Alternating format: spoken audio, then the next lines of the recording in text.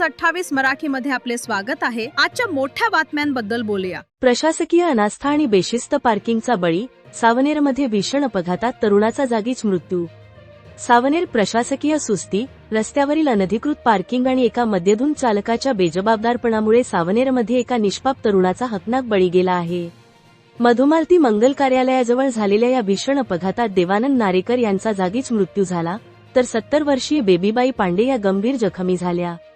देवानंद नारेकर हे आपल्या दुचाकीने MH40C5621 जात असताना समोरून येणाऱ्या भरधाव मेटाडोरने MH31W6607 त्यांना चिरडले। प्रत्यक्षदर्शींच्या माहितीनुसार मेटाडोर चालक नशेत धूत होता। घटनेची माहिती मिळताच सामाजिक कार्यकर्ते हितेश बनसोड यांनी तातडीने पोलीस निरीक्षक उमेश पाटील यांना संपर्क साधला। त्यानंतर पोलीस ताफा घटनास्थळी दाखल झाला आणि हितज्योती आधार फाउंडेशनच्या रुग्णवाहिकेने जखमींना रुग्णालयात हलवले। या मृत्यूला केवळ चालकच नाही, तर प्रशासकीय ढिसाळपणाही जबाबदार आहे। मधुमालती मंगल कार्यालयात कार्यक्रम असताना रस्त्यावरच होणारी बेशिस्त पार्किंग आणि वळणांवरील वाढलेली धोकादायक झुडपे यामुळे हा मार्ग मृत्यूचा सापळा बनला आहे।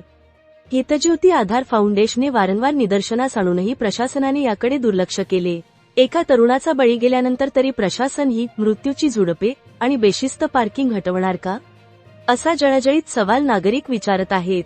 सावनेर तहसील रिपोर्टर सूर्यकांत तळखंडेची रिपोर्ट।